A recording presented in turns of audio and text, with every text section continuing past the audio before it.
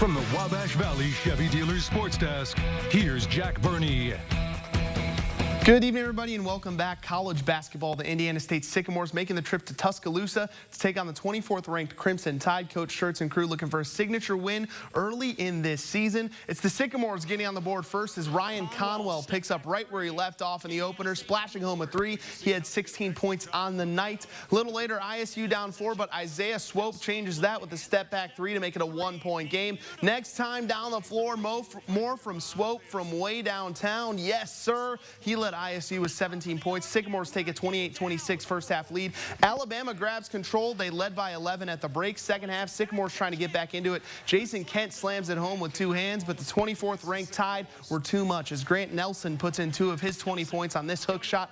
Alabama beats Indiana State 102-80, your final score. Sycamores back in action on Tuesday, hosting IUPUI. The Banks of the Wabash girls basketball high school tournament taking place tonight at South Vermillion. The Park Heritage Wolves and North Vermillion Falcons squaring off in the championship game. They're playing for this trophy. It's the Wolves getting the scoring started first, courtesy of Emma Simpson, who grabs the loose ball here, steps through for the lay-in. Park Heritage extending their lead from the mid-range. It's Reagan Ramsey knocking down the elbow jumper. Wolves took control of this game in the opening frame, in large part due to Emma Simpson's playmaking. She gets the putback there off the offensive rebound. Simpson showing you she can dish it too, with the assist to Andrea Perkins, who lays it in, plus the foul for an and one.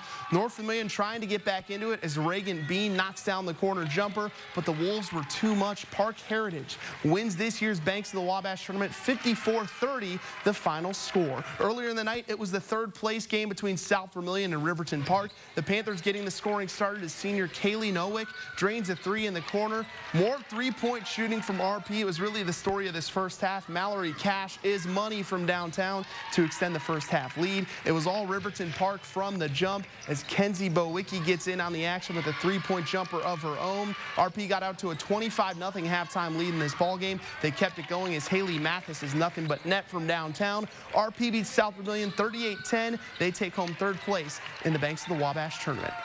To college football now, the biggest game this weekend taking place tomorrow in the Wabash Valley. The St. Mary of the Woods College Pomeroys back in the postseason, looking to defend their Midwest Sprint Football League title. Coach Powell and the Pomeroys will host Quincy tomorrow in the MSFL semifinals at 1 p.m. at Jay Barrett Field for the first college football postseason game in Vigo County since 1984. The winner advances to the Sprint Football League championship game next weekend. Pomeroys 6-1 after clinching a share of the regular season title, but both the team and head coach Blaine Powell have their sights set on bigger goals starting tomorrow.